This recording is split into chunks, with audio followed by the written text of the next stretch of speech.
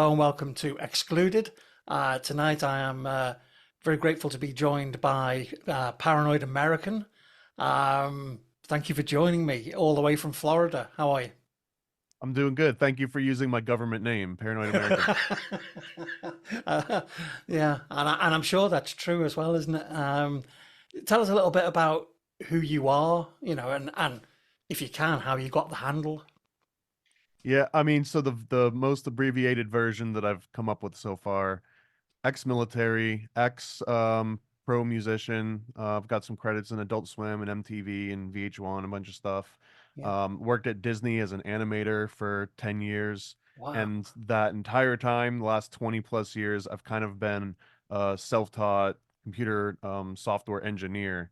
Okay. So that's kind of always been my mentality, pick things apart, Yeah. look at like the tiny little intricate details that no one else cares about. Mhm. And I got the moniker Paranoid American because while I was at Disney, I decided I wanted to start using some of the resources available to me, the people, the knowledge, the tools, Mhm. everything to produce my own content that I wanted to see out there, which is predominantly conspiracy theory related. Yeah. So I was basically looking to my left and right. I saw professionals that worked on like The Lion King and on Carmen Sandiego and like all these things that I loved growing up.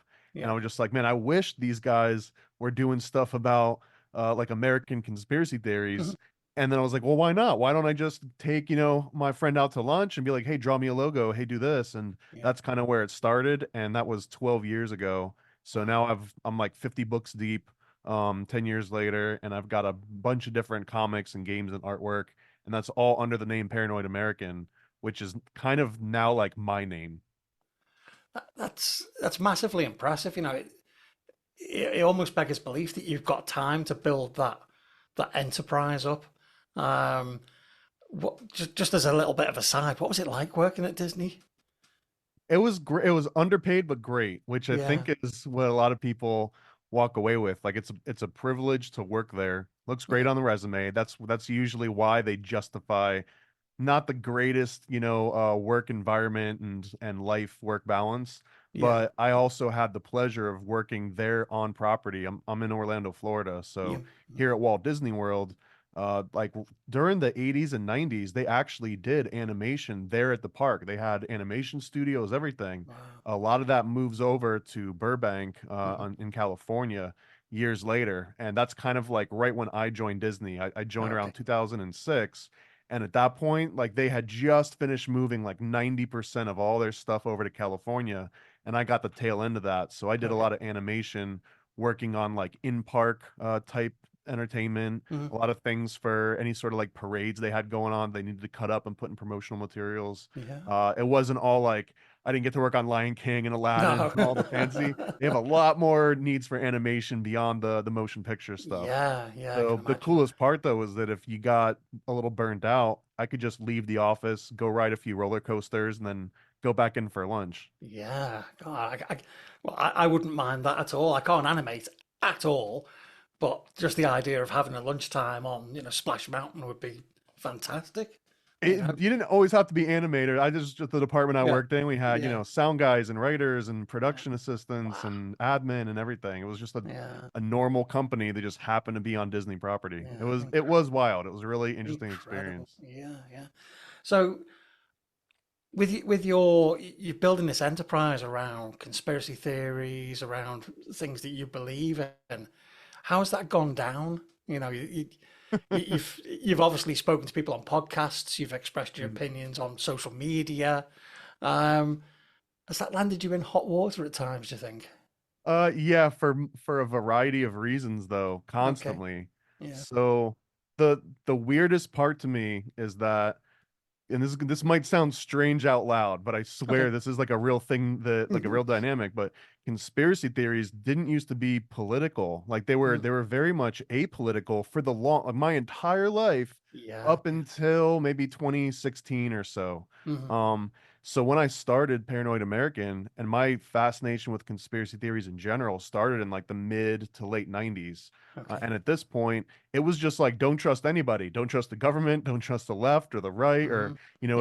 if they're talking then they're lying. That was sort of the premise that I remember growing up with just this general distrust. And to Mhm. me, maybe this puts me in an outlier, but that didn't even feel like a weird niche counterculture. There was almost like a ubiquitous 80s, 90s feel of like, yeah, the Mhm. man's always out to get you, don't trust the Jakes, all this stuff. Yeah, yeah. And then sometime around 2012, I think, like when the very first Occupy Wall Street started to Mhm. go down, Yeah. all of a sudden conspiracy theories started to get very left wing. Like all of a sudden now, if you were questioning the government and you were talking about all this, I was like, oh, you must be in that anti Wall Street, black bloc, Mhm. Antifa. Yeah.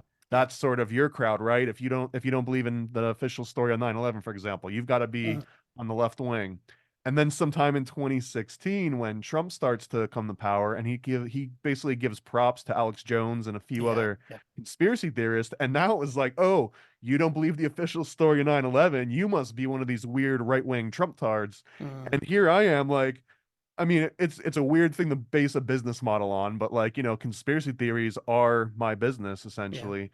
And it's just like I feel like I'm just this flag waving in the wind. I'm getting whipped Mm. one way and whipped the other way just Yeah. because like my core interest and content keeps getting co-opted and like de-co-opted by the other sides Yeah. nonstop. And when I started, it wasn't political. I was like, I got to be everybody's enemy in a way. Like I got to criticize everyone. But now a Yeah. lot of people look at it and think like, oh, they might like this person must be on this side of the spectrum. So Sure.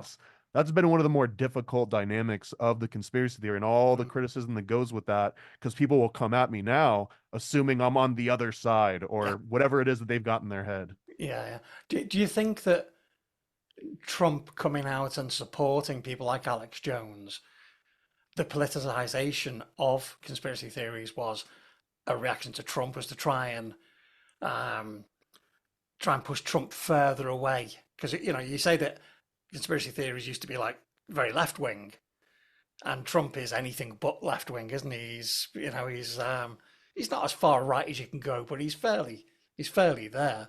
Well, and funny enough that in that time period that I mentioned, that 80s and 90s, he very much was a hardcore Democrat. At least like, he Mm, was a New York blue blood liberal yeah, Democrat. yeah, He was sort of the antithesis of what he's slowly evolved into publicly of 2016 and forward. But yeah, yeah, to answer your question, I do think that there was an intentional politicization of maybe trying to put conspiracy theory sludge on Trump, yeah, but really, in my mind, it was like conspiracy theory got the Trump sludge on it. yeah, yeah. It's funny. I was in New York for the excuse me, the first Occupy Wall Street, and I was seeing it on the news reports, and the way it was shot and presented on the news reports, it was this massive movement. There were lots of aggressive people, blocking roads and everything.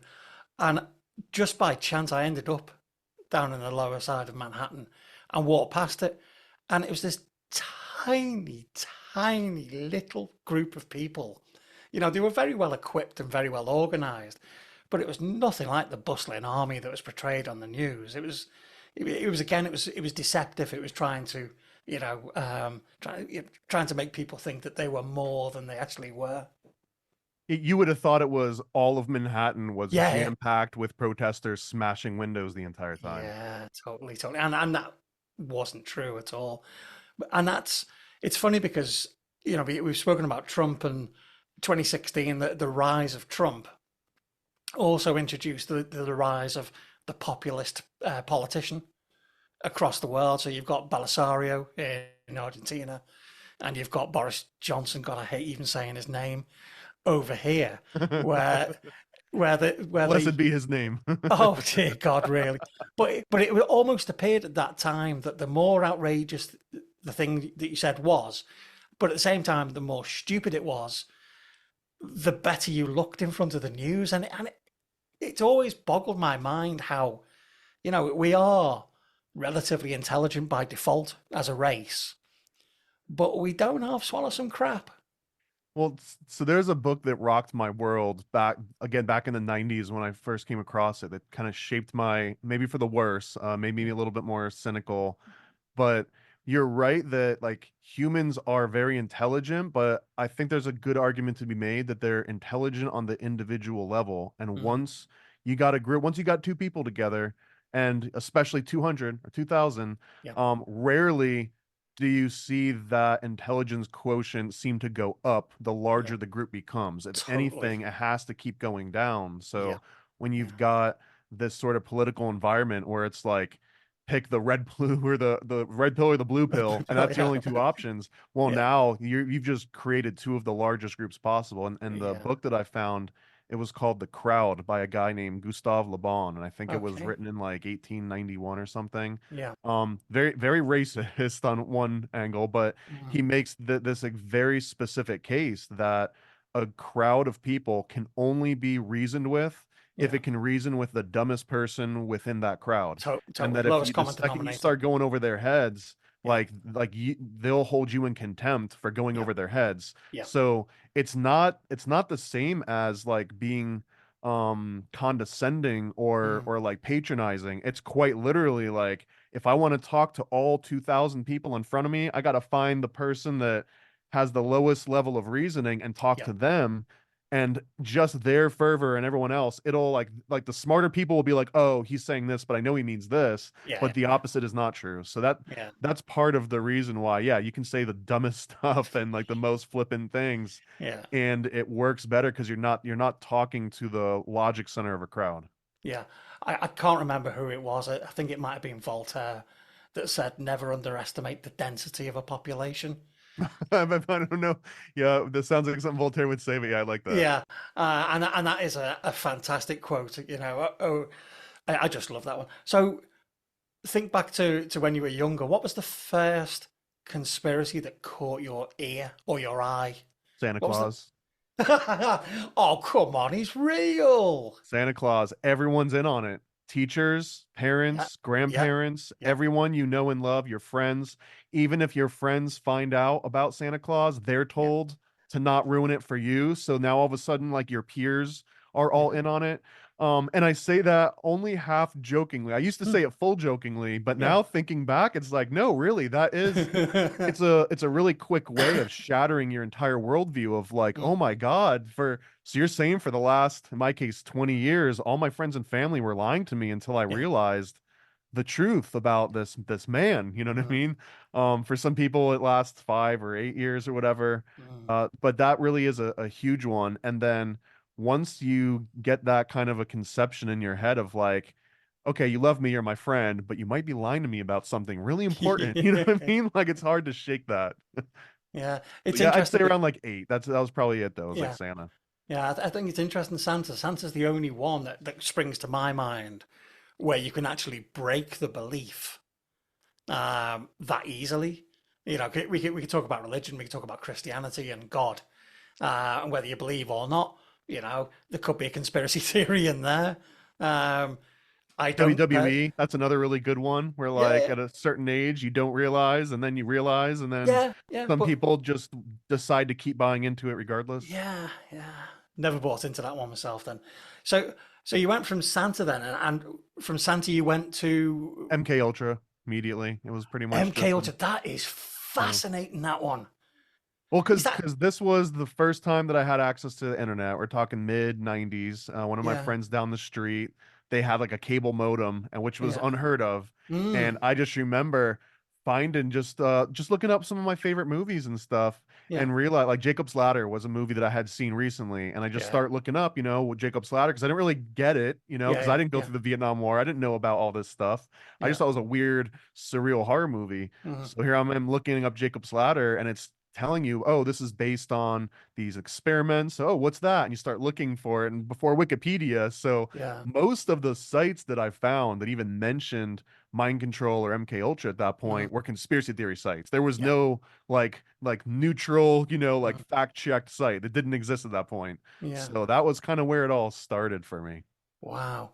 Is there a point when a conspiracy theory, think about MK Ultra, is there a point where it stops becoming a conspiracy theory because there's a lot of hard data out now in the public domain about what Ultra was doing? Are you anywhere closer to saying that's not a conspiracy theory anymore? That is actually fact. Well, MK Ultra probably is my favorite example of that because it's Yeah. so well documented. There's so Yeah. many disclosures. Although on the devil's advocate side of that, a conspiracy theory can't exist unless there's one party that has information that's either lying about it or refusing to Mm. disclose that information. So as Yeah. long as the government has a single piece of paper that has something written on it that they're not Yeah. going to disclose that dates all the way back to the 30s or 40s or 50s, Yeah. then they are kind of by definition inviting conspiracy theories to develop in Yeah. order to fill that gap. So Yeah. the only time that a conspiracy theory can fully be dispelled and only be fact is if it's like fully embraced by all the sources, they come out. Yeah. But then that's not going to stop other conspiracy theories from developing and saying, like, wait a Yeah. minute, if you lied about, like, let's say the JFK files get released, right? Hmm. And it's Yeah. like, here it is, here's all the cards on the table, Mm. everything it's ever. But now it's like, well, it took you how long to release this? Almost, 100 years, like 80 years Yeah. to release this. Yeah. So I don't trust that you've actually released it all. You say you did, but so in some cases, if you keep something alive for so long, then I Mm. don't think you can ever dispel all the conspiracy theory around it. Yeah. So do you think that Charles Manson was in MK Ultra? Well, I mean, yes and no. Yes, in that MK Ultra is such a vague, all-encompassing Mm. term. I've when I started in the 90s, MK Ultra to me was like the government kidnaps you and they whisk you Yeah. away and they show you spirals and they play weird noises and they tell you to Yeah. like, train you how to kill people. Now, 30, 40 years later, now I've kind of come to realize that MK Ultra, it's more of like the boring record keeping wing of the Hmm. CIA. So Yeah. whenever someone else in the CIA was like, "Hey, there's this really interesting experiment going on in, Saskatchewan or whatever. Let's Hmm. throw some money at the doctor in charge of that. He doesn't know who we are. We know who he is, and Hmm. we'll just be like, here's 20 grand. Keep doing what you're doing and give us the results so that we're in first in line, and we'll just keep funding you. Multiply that times a few hundred different experiments and Hmm. projects. Some are official, some are less legit. Some might involve drug dealers. Hey, let's throw this Yeah. drug Yeah. dealer a few $1,000s every so often to see Hmm. if he can entice high-ranking military officials in order to take psychedelics. And if they Hmm. do that, will they dispel any room? Like, so all of this was MK Ultra, but MK Ultra is just like the Sue at the desk writing the checks and saying like, what's the report? Did we get valuable information from this? Yes or no? If Hmm. yes, give more. If no, cut it off now. Yeah. That's really like this boring aspect of MK Ultra. What it really gets interesting is narrowing down into the very specific sub projects that they ended Hmm. up funding, and that's Yeah. where all the conspiracy theory comes rushing back in because that's Totally. what Yeah. attacked it. Yeah. So some of it's terrifying. The fact that some of the experiments, some of the elements of it could have actually caused significant events within history. As Maybe a did. yeah, and the thing that worries me even more is that some of them may have been by design. Which is quite a worrying thing. What do you think it is?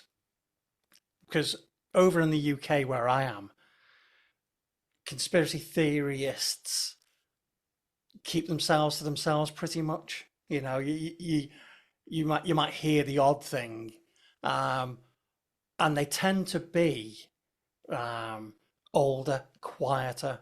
Somebody's listening to this now going, "No, I'm 18 and I'm bloody mad."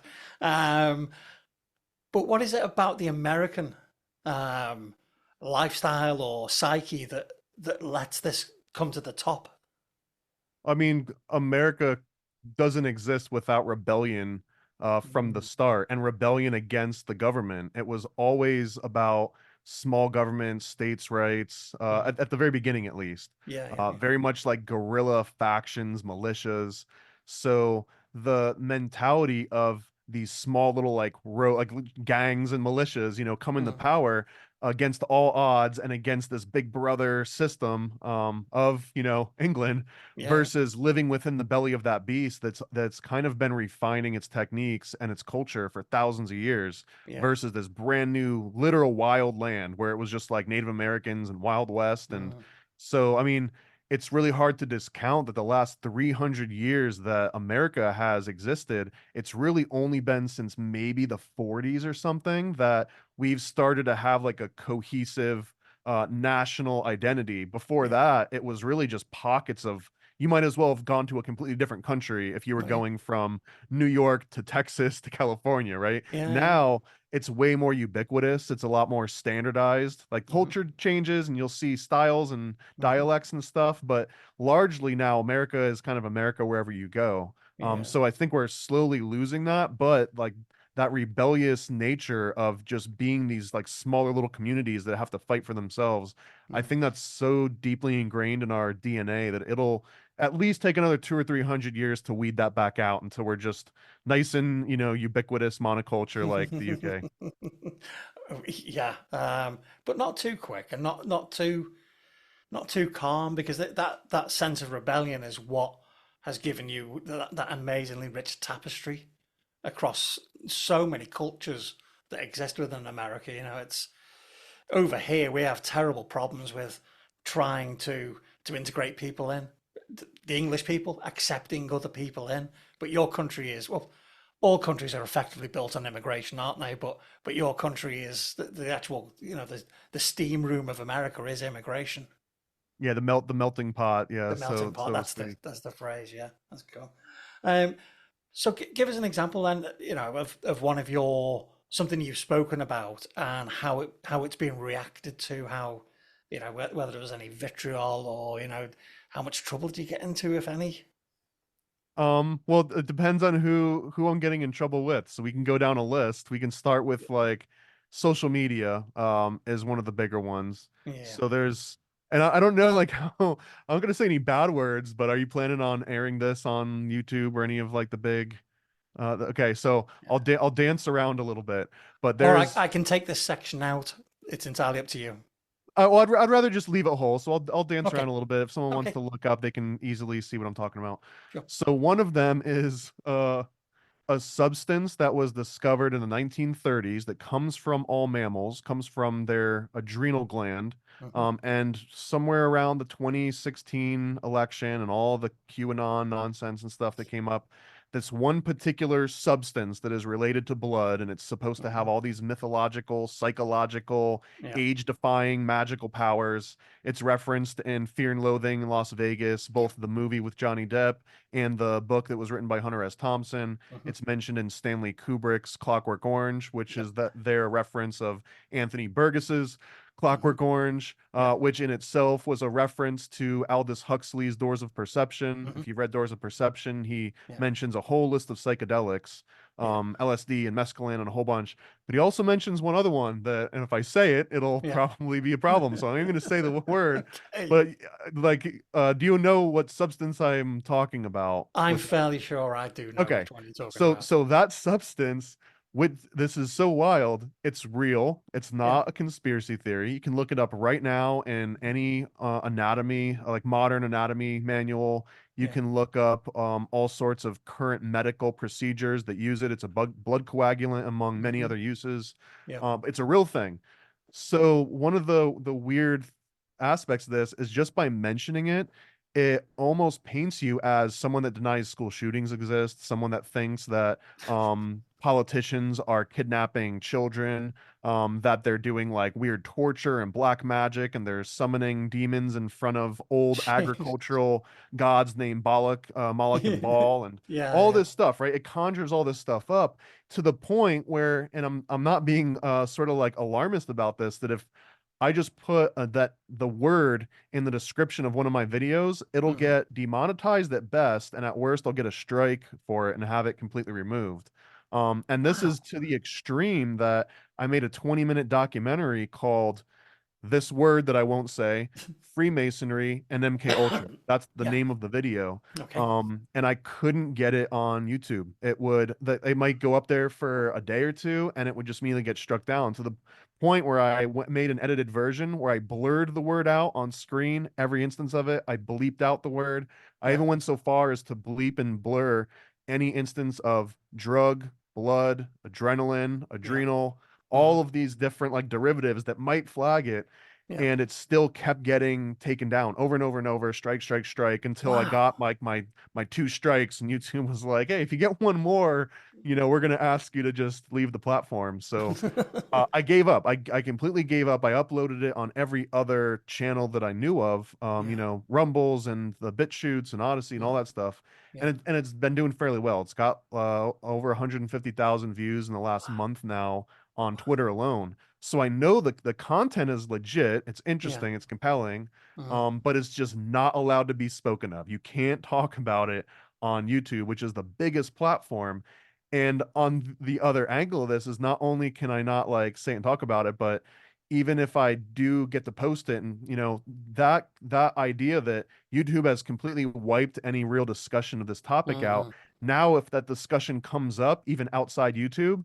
people use the fact that it's nowhere on YouTube as reasoning that why Yeah. it's BS, Yeah. which is it's mind blowing. But so Yeah. that's my biggest like me bucking heads with the digital overlords. I also Yeah. bump heads with fellow conspiracy theorists, with Mm. religious people, anti-religious people. Pick your pick.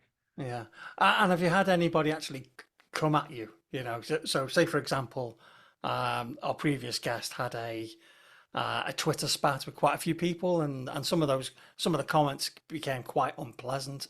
Has that been something you've experienced?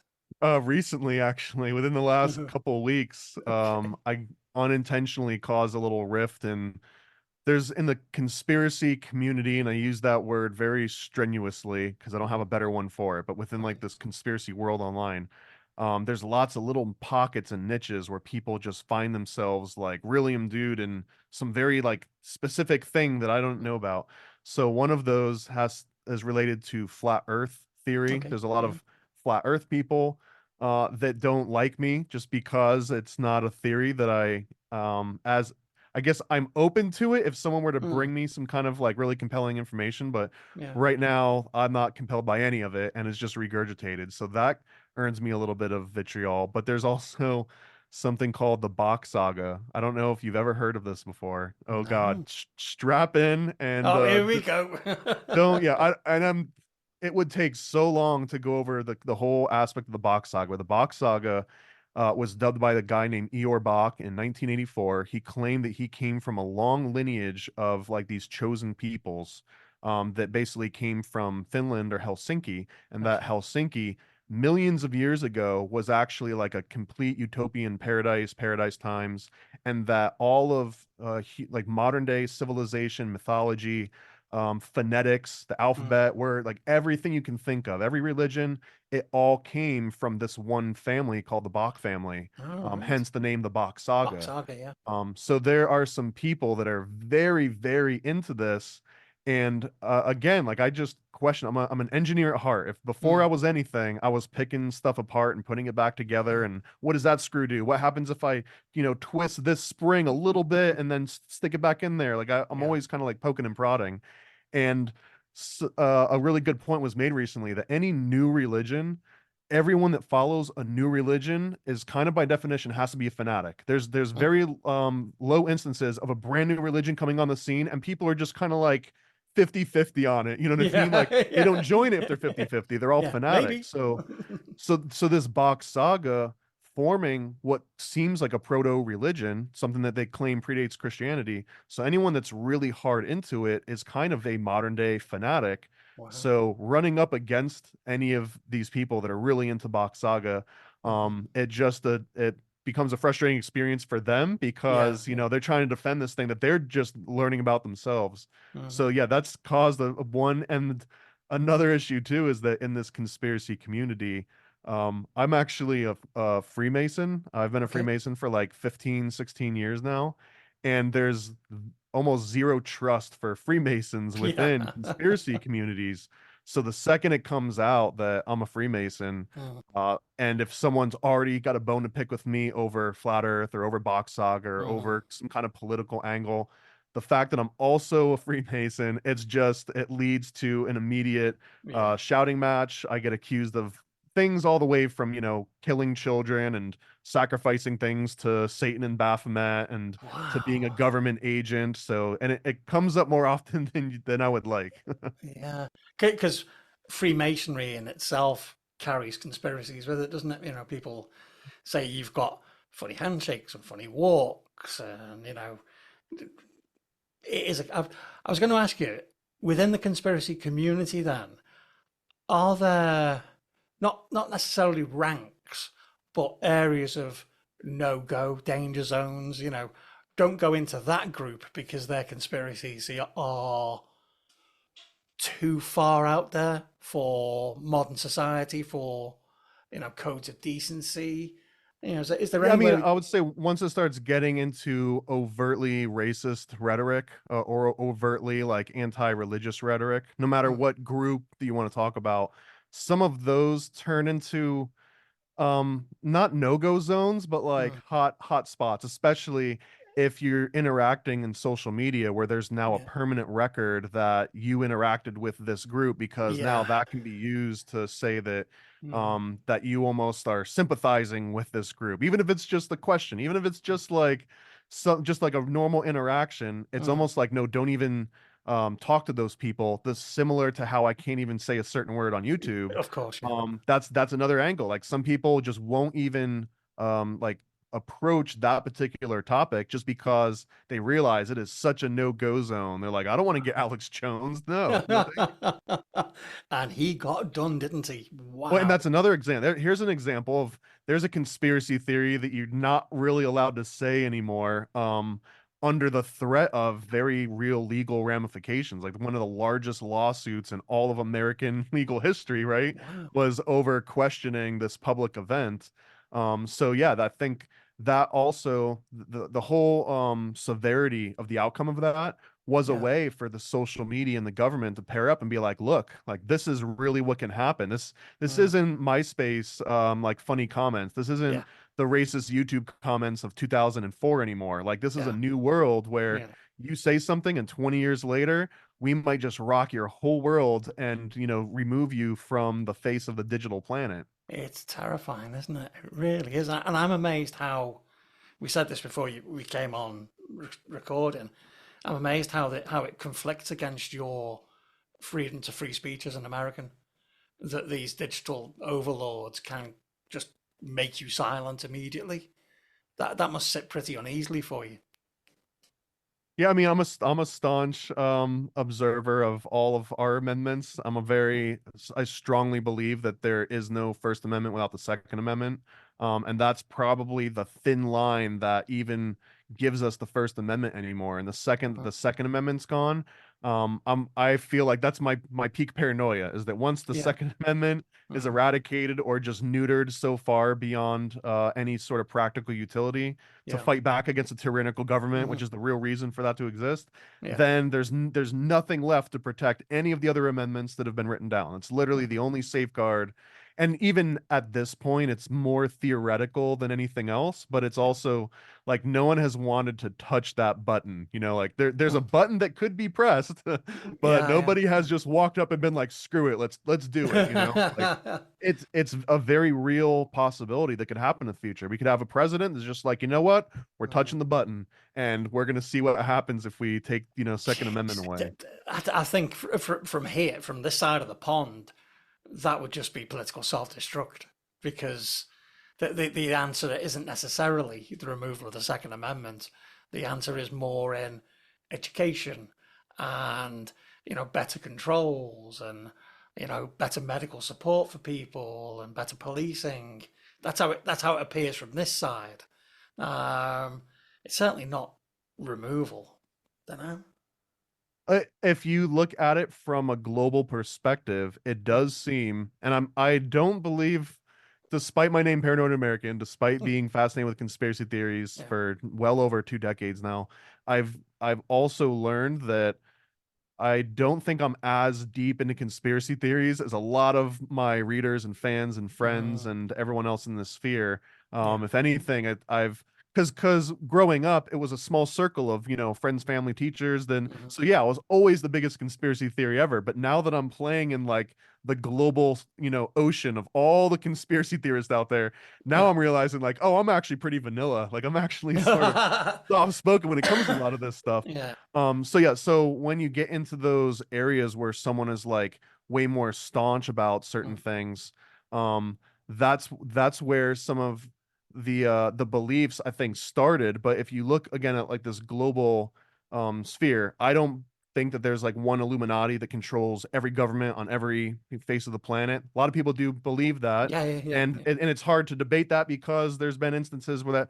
But if you were to believe that, or even if you Mm, think that it's sporadically controlled by global conglomerates and whatever, mm, UNs and things like this, there has been a global push to disarm the entire world, or at least mm, civilians across the world. yeah, UK is a great example. yeah. Australia is another really good example. Tis New Zealand. Yeah. Canada is a huge one just over Okay, the last just five recently. years. Yeah, yeah, yeah.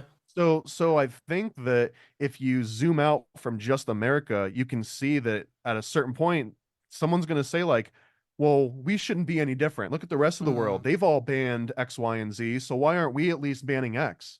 You know what I mm, mean?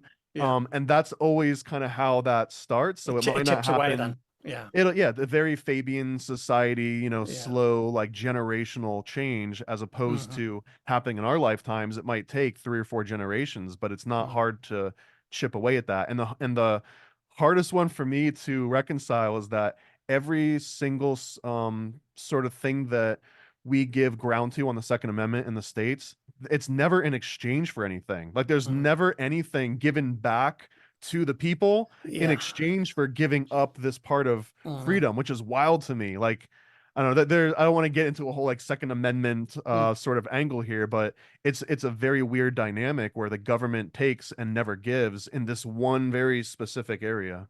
yeah. You could try the UK government, which just takes and never gives, full stop. Yeah. Um, Well, and they're not. again, I mean, the whole reason is because our government is maybe a little bit less quick to like take and not give Mm. because they're like, wait, does this house maybe have 20 guns like locked and loaded? We don't know. Let's Yeah. maybe not push that button today, Yeah, okay. So moving on from the Second Amendment then, which I in no way understand more than just a teensy weensy bit of. What would you say is your, if you can have a favorite, what is your favorite conspiracy? It bounces around a little bit. I think so. I think I'm maybe a little boring because I like the older Yeah. ones. I like the ones that have 100 years of research or Mm, close to it. So, yeah, JFK is another really big one. It kind of dovetails with MK Ultra. It's it hard does, not yeah, to because it yeah, was around the same time period. yeah, That one also because this is a an interesting aspect which to some people this is what makes them think conspiracy theories are all BS, and to some people it's what makes them want to always craft together these grand unification conspiracy theories where literally every event is connected to some other event. mm, Again, I'm in the middle of this one, but the JFK is a great example where you've got the Bush family involved, you've got the yeah, CIA involved, you've yeah, got drugs involved, you've got communists, mafia, yeah, you've got the Vatican involved, you've got actual plants in Hollywood involved. Like these are all real things. mm, And not only that, but the players that represent these weird different factions are these common threads that pop up constantly. One of the names in particular, if you haven't heard of, this is one of those weird glues that binds all these conspiracy theories together. It's a guy named Dr. Jollyton West. He went by the nickname Jolly West. And rings a bell. he kind of got his fame early on in the military. I don't think he was really credited necessarily, but he knew the right people, and they would call him in whenever they found someone that was going through like a mental issue, Hmm. specifically making wild claims and being violent. And it started on like military bases, but over time, this guy ends up being someone that interviews Jack Ruby, who's the guy Hmm. that killed Yeah, Lee Harvey you're Oswald, right. who Yeah. allegedly killed JFK. Hmm. But he interviews Jack Ruby. He allegedly interviews Timothy McVeigh. He's present at a number of other like mind control related Hmm. events within the United States history. Yeah. There's some allegations that he bumped shoulders with Charles Manson at some Hmm. point. The Charles Manson connection with him, the Church of Satan, Yeah. like a whole spreading community of intelligence agents. And like this again, this all starts from JFK Yeah. because all these players are here. And if you start just following each one of those characters in different paths, it kind of leads you to every American conspiracy theory like known to man almost. So Wow. so it's one of those things that you could spend an entire lifetime and only uncover a few angles of it and never even really get to the center of it all. So that's Yeah. probably my other favorite one, but it's almost like played out just because it's like, oh yeah, of course JFK, but have you actually looked into it? Have you actually seen the pictures of the guy with the crazy eyebrows and like Yeah. Yeah. David Kennedy, I think, who is also the one that founded the Civil Air, or one of the founders of the Civil Air Patrol in the United Yep. States, Yep. which coincidentally Lee Harvey Oswald as a child ends up joining the Civil Air Patrol in like it's why it's so It's wild. And the crazy, same isn't it? area of New Orleans that Jack Yeah. Ruby owned nightclubs, which they used Yep. to smuggle drugs and guns and not a like Yeah. all of these things. You're like, wait a minute, but I thought Lee Harvey Oswald was the guy that killed the president like years later. No, no, he's that person too. He Oh killed yeah, the he president. was painted as this lone nut who had no association with anybody, who just decided one day to go into the book depository and kill a president. But even at the even the most cursory scratch underneath the surface starts to bring up links and evidence that, Lee Harvey Oswald was a lot more than he said or And, was and shown I to be. got one other name for you too, George de Mohrenschildt, who was he was basically a CIA asset, not on paper, but I mean, he was like funded by the Bush family, and he was Yeah. sent all over the world to Hmm. investigate like oil deposits. Yeah. But this is another weird one: is that he grew up, he knew Jackie Kennedy, then Jackie Onassis. This is when she Hmm. was Jackie Bouvier. Yeah. He knew her as a young child, and even wrote in his memoirs that she used to sit on his lap as a kid, like little Jackie, Hmm. before JFK was even on the scene, right? Yeah. But Yeah. he also ends up being the liaison between Lee Harvey Oswald and the rest of the Russian community once Lee Harvey Oswald comes back from Russia in Wow. Dallas. He also, as I mentioned, was a surveyor for Zapata Oil, which Yeah. is the Bush's arm of the Mm. CIA money. So, like, how does this one guy find himself at the beginning of Jackie Kennedy's life? In the middle of that, he's working for the Bushes and the CIA. Yeah. At the latter end of his life, he's the liaison between Lee Harvey Oswald and it again. And this is two Wow. people that I just mentioned. Like, Yeah. there's Yeah. like a list of 20 people, and you're like, wait a Wow. minute, these names keep popping up in all these different places. What is Yeah. this? Robert Gordon Wasson, the guy that brought magic mushrooms to the Western world, who Mm. defined Yeah. salvia divinorum, all this stuff. Yeah. Yeah. He was also in this little community. He was a member of the Century Club. He ran friends with Skull and Bones out Hmm. of Yale, which is another CIA Yep. Bush kind of connection. Yeah. He also was involved in this JFK scenario. So it's all encompassing. It's you would Yeah. never be able to get to the end of it. No wonder the Warren Commission were practically doomed before they started, because they were looking at an incident in time focused purely on Dealey Plaza with no, well, the internet wasn't there, was it? People, they had no research ability to find this evidence at that time unless somebody told them, face to face or in a written statement. They were absolutely doomed, and coming up with the magic bullet theory and blaming It's even it's even the for, everlasting gobstopper of oh American conspiracy theories. yeah. And I think, just going back to what you said earlier, even if the government released every single piece of paper they claimed they had, this one wouldn't go away. It's been way too long, and yeah, Oh, there's just yeah. there's so much to it. There's missing frames from the Zapruder film. Yeah. There's Yeah. the weird reports from the medical physicians that were in the air on the plane that weren't Mhm. allowed to inspect the body. Like Yeah. there's so much that'll yeah, that one will never ever go away, even Yeah. to the point where if the government comes out in the year 2400, right? After like Mhm. everyone's long and done, they're like, all right, well, we found some papers and it says that the CIA really did kill Kennedy. Yeah. There's going to be people like, it was the aliens. I knew it. Like, of course it was the aliens. Why else would this? Yeah. Yeah. Where's the third page? We know there's a third page. It really is quite a stunning. Is there a conspiracy theory that you've heard that has scared you, that has made you think, "Whoa, I'm not going near that one"? I don't think so. I mean, originally I was really hesitant to look deep into like the satanic worship and all of like the sacrificial and satanic panic because I grew up in the 80s, 90s at the height of the satanic Yeah. panic. Yeah. and I was raised Roman Catholic, so Okay. I had a very specific vision of what, satanic panic Mm, actually resembled in the real world. And I read yeah. the Franklin Scandal, I think, from John DeCamp, or that might have been Nick Bryant's later one. But this whole, I don't know if you're familiar with any of these writings, with Nick Not Bryant or those John DeCamp, specifically, but yeah, or I the know about Satanic Conspiracy of Panic. Silence documentary. But this is kind of related to the word that I won't say. That's the more modern Yeah, version of yeah, it. yeah. But that was one of these avenues where it wasn't like I'm afraid someone's going to come after me, but I don't know how much out of all the things in the world that I could put into my head to help Mm, guide the rest of my decisions through life and my yeah. dreams at night where I integrate the world around me. Yeah. I don't know how much of that I want to put into my head, even if it's true, even if it's helpful, about some of like the really darker stuff. I've Yeah. read all the things, I've seen some of the things, and I've made very conscious decisions to be like, I've got a certain bias on this topic. I either believe it one way or the other.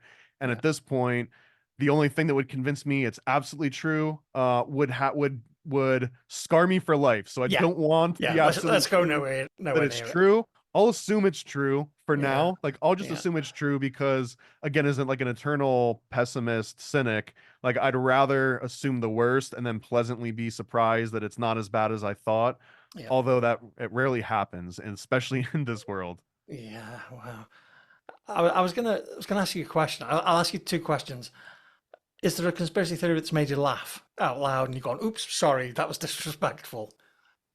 Yeah, I mean, usually whenever like fairies and dragons and werewolves and stuff come up, Yeah. sometimes flat earth Yeah. theories, Yeah. and it'll make me laugh. And the box saga thing, if you look Mm, into the box saga, geez, yeah. you're gonna yeah, you can imagine some jokes that be Yeah. said about the box saga. But Yeah. in some of those instances it's really obvious, like, oh crap, like I thought that was funny and Yeah. nobody else here thought that was funny. In You're the only one fact, laughing in the room. yeah. Honestly, the box saga is the number one example of this one. And again, it's only with the neophyte box saga fanatics. I've talked to people that grew up with Eeyore Bach for 40 years, Hmm. that like knew him personally, Yeah. lived with him day in and day out, and they were all fine joking and having like a good conversation about the box saga. Hmm. But if you talk to it about people that just found out about it and are like really into it, there's this aspect of like, if you talk about certain aspects of it, you're going to scare people away. And we don't Yeah. want to scare people away. We want to like build this culture. We want to get more people buying into it. Yeah. So by laughing or telling jokes or focusing on certain undesirable aspects of certain stories, Hmm. that's usually where people will start to get really upset. And even like me, I'm like, I'm having fun. Like, how could Yeah. this not be funny? And then someone's just like, he said the thing out loud, now he's my enemy. Oh God. This might sound like a contentious question on the surface, and I don't mean it to be, but the the the visibility of conspiracy theorists, the community, it's gone up exponentially over the past 10, 20 years. It seems to mirror to some degree the breakdown of community within society. The neighborhoods, the block parties, the street parties over here. The things of the past now. People have become very, very insular. Um, is there any correlation, do you think, between the mental health of a population and their willingness to accept conspiracy theories, or is that like a silly Maybe I pseudoscience? I could be pro con on this all day long Yeah. because again, my personal definition of a conspiracy theory involves something that can exist unless there's an intentional obfuscation or outright lying about something. Hmm. So I would, with my bias, say that the the propensity to believe and share conspiracy theories over the last 20 years Hmm. probably has a direct correlation with the amount of obvious lies and corruption Yeah. that's been exposed in the Yeah. government and other like global conglomerate Yeah. organizations, housing crises, Hmm. the Sackler family and the opioid crisis, like all of these things that were allowed to happen so above board, right? Like Hmm. legally. Yeah. So all of this just breeds nonstop. And another aspect of this too, which very subjective on my end here, but um up until the 90s, early 2000s, race was still very hot topic. It's still a hot Mm. topic now, Yeah, but yeah. there's actually been like progress, I guess, in very heavy quotes Mm. on race relations, and part of that is that there's almost a default with Black Americans to believe in conspiracy theories more than the average Right. white American Yeah. because they've seen the government corruption, they've seen the government Mm. lies and being cast off to the side. The Tuskegee experiments, where the government for like what 30 or 40 years lied to people and said that they were Yeah. doing like some benign tests, but really Mm. were giving them syphilis and waiting to Yeah, see yeah, yeah. what happened to the like. And there's so many examples of the government using minorities. Black Americans is just one of many examples. Native Mm. Americans, another great one. Yeah, yeah, yeah. Internment camps with Asian Americans, but Yeah, Black Americans in yeah, particular. Like the culture of Black America between the 50s and right now in 2020, yeah.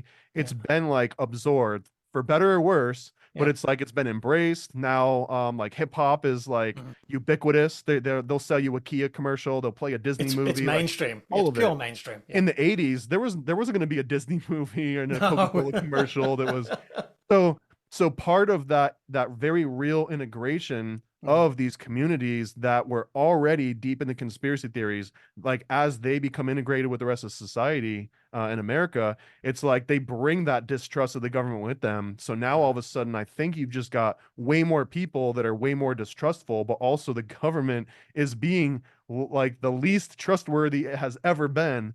So Mm. a lot of this is adding up to a Yeah. lot of these like unrest and stuff. Yeah. I don't know. I almost see that there could be a good and bad chaos involved in this. Like the chaos that it causes might be the necessary catalyst to change something. Mm. But the conspiracy theorist in me thinks, yeah, but there's a lot of rich, smart people that also know that, and they're going to be able to harness that Yeah. chaos way better Yeah. than any of us like little factions will be. Yeah, yeah. Yeah, we missed as well the past 20 years has seen the rise of the internet and the rise of social media and social media for every good it does, it mostly does 15,000 bads.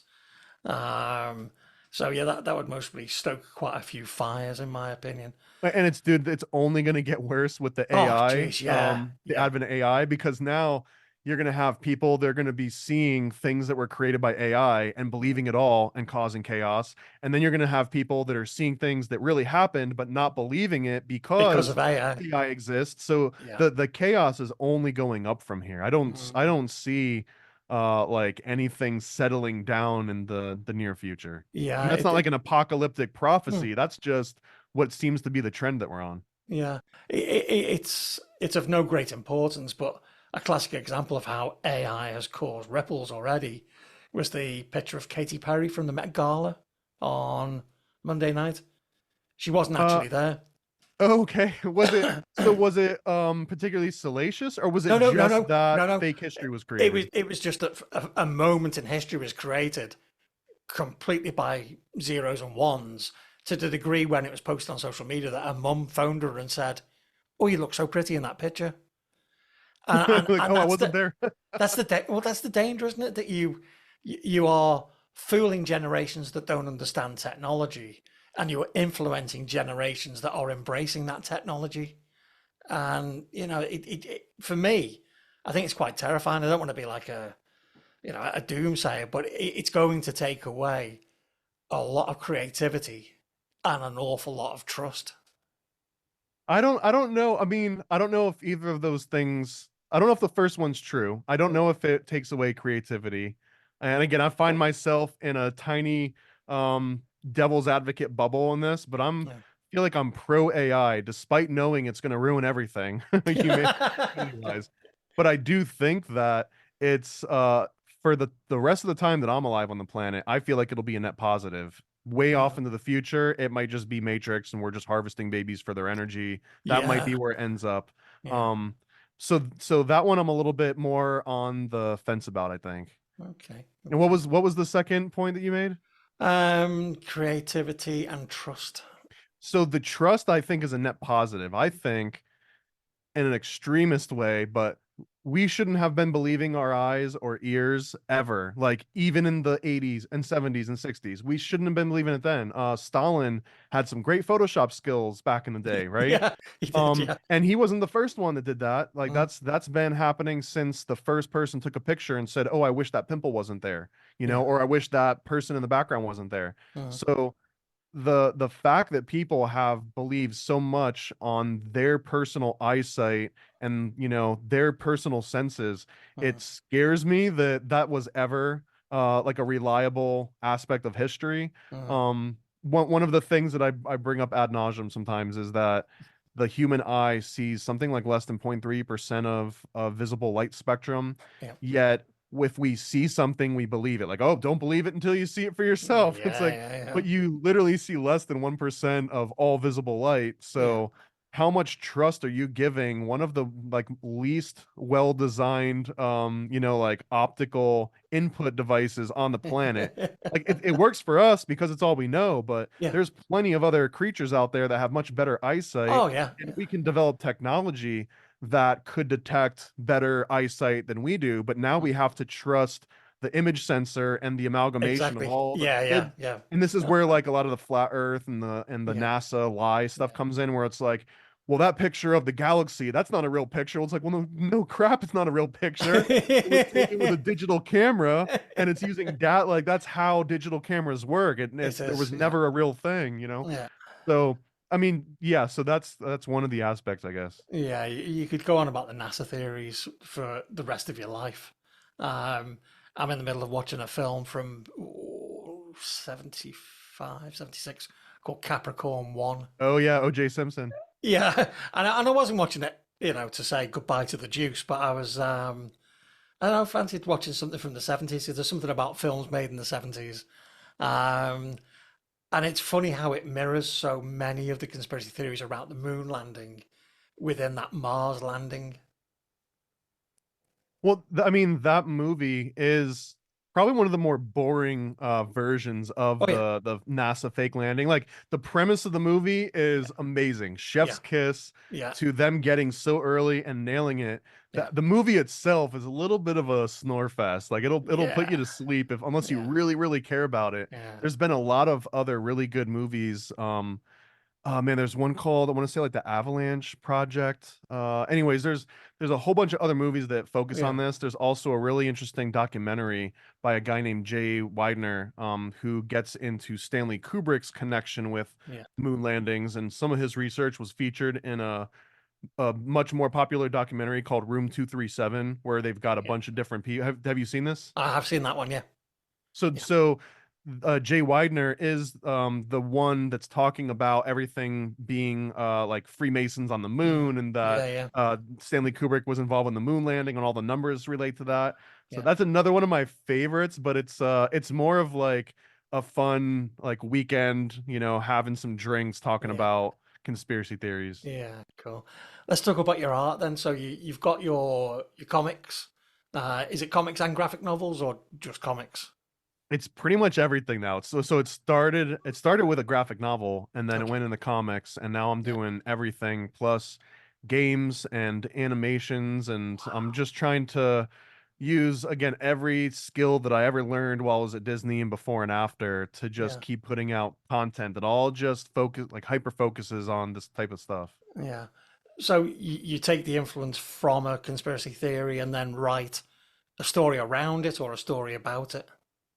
That's how it started, Yeah. although now it's very much more like I've got a story or a concept or just like a regular story arc. I want to go through a Right. typical hero's journey, Yeah. and then it'll take place in a world where these conspiracy theories are matter of fact. Like nobody in the worlds that I work in, they never question it. They're never like Okay. researching, oh, is this true? And Yeah. no, it's just like, oh yeah, remember the great, moon hoax of Yeah. 69 or whatever. And they'll just take it for granted that the government blew up the towers on 9/11 or Right. 7-7 subway. Like it's just, oh yeah, that's the faction that does this, and Yeah. everyone knows it. I mean, I'm oversimplifying because I've got a Yeah. Yeah. range of works that Yeah. kids, adult, horror, comedy, goofy, serious, but Yeah. they all kind of exist in this universe where, yeah, conspiracy theories are real and they are true.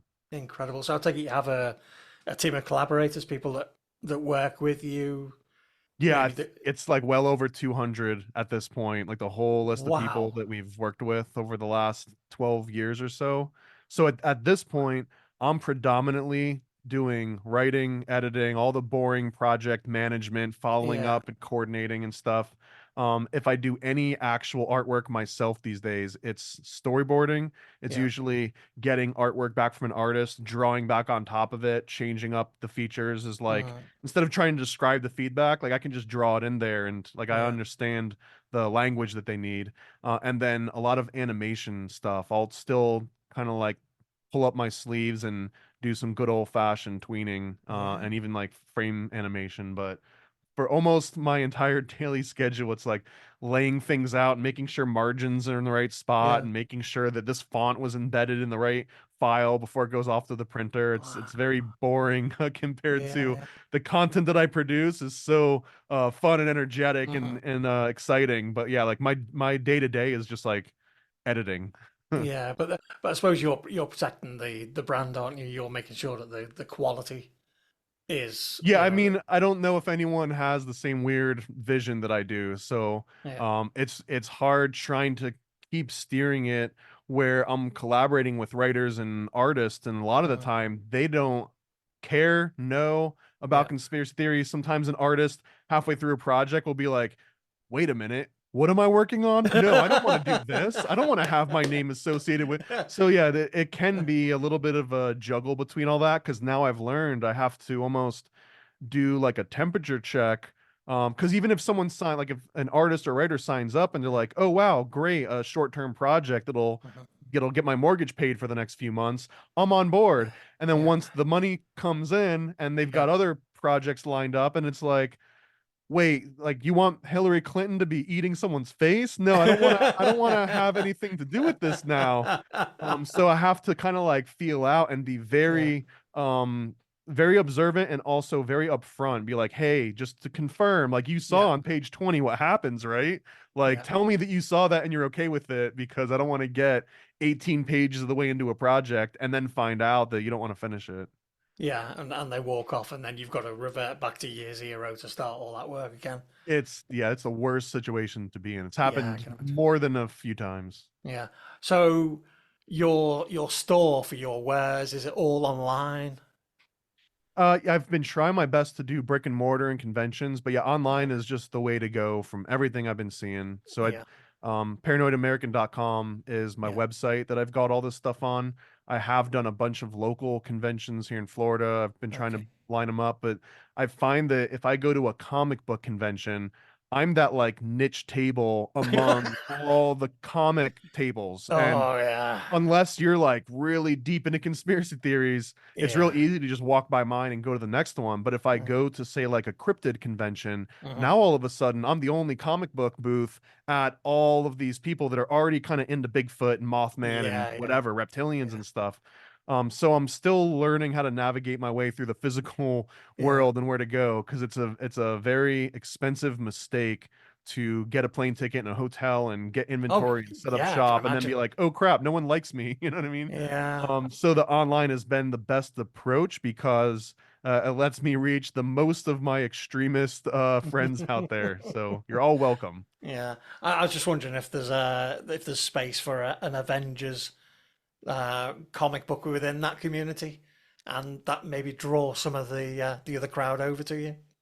I do find that there's not a lot of crossover between the spandex superhero aesthetic and Yeah. the conspiracy theory type stuff. I shout out to my friend Jack Lloyd. He's got a comic series called The Voluntarist, which is basically American flavored libertarianism reimagined as a personified superhero. Oh, cool. And it's called The Voluntarist. So Yeah. there are some conspiracy minded superhero intersection, although Yeah. it's like a niche meeting a niche. Yeah. Yeah. So So it and becomes it smaller doesn't, and smaller and smaller. yeah, exactly. Yeah. It's not like casting the widest net possible that Yeah. Yeah. applies to Definitely. everyone. That's been the hardest thing for me to figure out how to do. And the weird thing is that it's the younger age skewing stuff, which doesn't necessarily work directly with, if someone wants to buy a cryptid coloring book and a little Yeah. pamphlet about Bigfoot, Mhm. um, for their kid, I Yeah. can't necessarily be like, and now check out this thing that's got people eating faces. You know what I mean? So, It's got um, Pizzagate in it. You'll love it. exactly. I mean, yeah, quite literally. So, Yeah.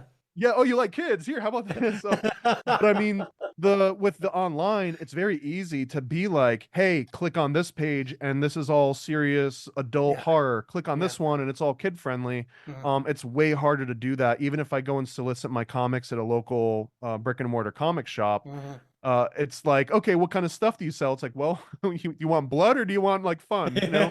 Um, so I'm still figuring that out. But yeah, the Yeah. online world has been the only real place for me to thrive so far, Yeah. just because like who if I set up shop and I'm like I've got a comic about 9/11 being an inside job, Yeah. even if you agree with it, you might not want to make eye contact because you're like, "Oh, what the Yeah. hell is this guy on?" You know, if I go and entertain him, he might start talking about like the Jews or something and Oh, then the we're going to lizard be man. at. Yeah, exactly. You mentioned Mothman then. Okay. Is that the same Mothman that is? There's a film with Richard Gere in it called The Mothman Prophecies. Yeah, yeah, it's one and the same. That one's obviously dramatized, it's a Hollywood Yeah, movie, yeah, but yeah. yeah, Mothman is Give us a a lot. thumbnail because I'm fascinated by that.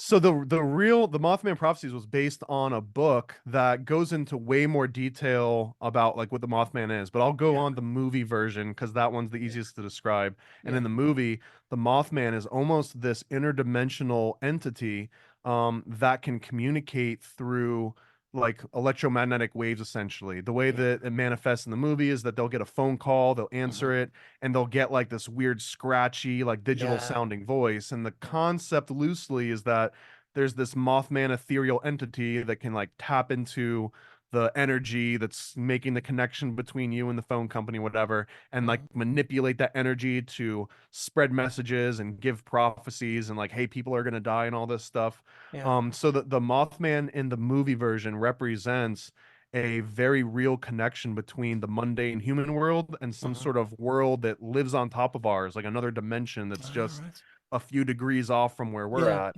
Yeah. So that's part of it. And then the children's versions of like the Mothman, like they literally draw like a moth, you know what I Yeah. Yeah. mean? Yeah. But the movie, it's more of like an ambiguous, fuzzy It is guy in a out of trench coat. focus, out of sync. Yeah, Yeah. Yeah. exactly. Yeah. Yeah. Because Yeah. again, it's representing this interdimensional form that your eyeballs that can't see more than 1% of the So visible yeah. light, but like so Yeah. yeah, I think that that's a really interesting aspect of Mothman in that is he trying to help? Like, was he trying to warn people about Yeah. this bridge collapsing, Yeah. or Yeah. was it like I did this, or I don't know. It's part of what makes it interesting is that the movie doesn't define it so well, and the book it's based on is even more abstract than the movie.